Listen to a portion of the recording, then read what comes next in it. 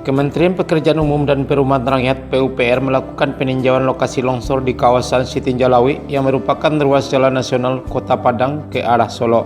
Menteri PUPR Basuki Hadimuljono mengatakan kedatangannya ke Sumatera Barat kali ini untuk memastikan bahwa longsor di Sitinjalawi dapat segera ditangani dengan baik. Adapun pihaknya akan fokus membenahi kondisi tebing yang longsor secara ofensif, bukan sekadar membersihkan material longsor. Pertama, kami lakukan dulu pemetaan secara detail. Kemungkinan besar ini karena air, bukan hanya hujan, tapi adanya kandungan air yang besar, jadi kami perlu alur sistem drainasenya, ujar Basuki dalam keterangan resminya Kamis 3 November 2022 beberapa hari yang lalu. Lanjut, menurut Basuki, untuk 2 bulan ini ia meminta Kepala Balai Pelaksanaan Jalan Nasional BPJN Sumatera Barat untuk mendesain sistem drainase sehingga pada tahun 2023 bisa mulai ditangani. Selain itu, ia minta Kepala BPJN Sumbar untuk melakukan pengecekan secara menyeluruh hingga ke atas tebing untuk mengetahui penyebab longsor. Jangan hanya menggunakan drone, lakukan inovasi terkait pencegahan agar tidak terjadi longsoran, seperti pemasangan jaring dan penghijauan atau vegetasi, kata Basuki. Basuki mengungkapkan Kementerian PUPR juga mendorong terkait rencana pembangunan flyover Sitinjalawi untuk mengurangi kecelakaan di jalur ekstrim akibat tikungan yang tajam. Kementerian PUPR mendukung usulan masyarakat Sumatera Barat untuk pembangunan flyover Sitinjalawi. Insya Allah akan kami bangun dengan prioritas pada Panorama 1, ungkap Basuki. Sedangkan Panorama 2 kami tangani parsial dengan perbaikan geometri jalan.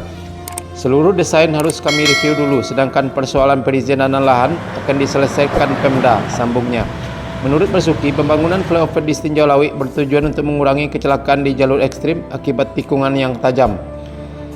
Gubernur Sumatera Barat Buya Mahyildi menyambut positif pembangunan flyover tersebut. Dia mengatakan akan segera menindaklanjuti arahan dan masukan dari Menteri.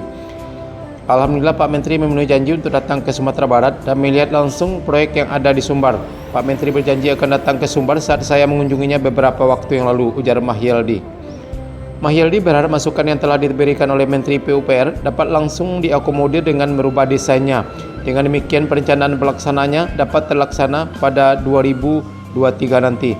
Kepala Dinas Bina Marga Cipta Karya dan Tata Ruang Sumatera Barat Era Sukma Munaf menyebut pembangunan flyover Sitinjalawi untuk kawasan Panorama 1 diperkirakan membutuhkan dana 1,6 triliun.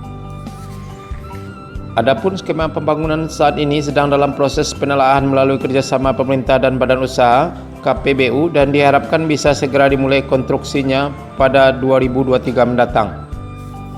Kawasan Sitinjalawi yang merupakan ruas jalan lintas Padang Solo Sumatera Barat terkenal ekstrim hingga sering menyebabkan terjadinya kecelakaan. Kepala Balai Pengelola Transportasi Darat Wilayah 3 Provinsi Sumatera Barat Kementerian Perhubungan Kemenhub Denny Kusdiana mengatakan, berdasarkan catatan Komite Nasional Keselamatan Transportasi KNKT, tahun lalu ada sekitar 36 kecelakaan di lokasi ini.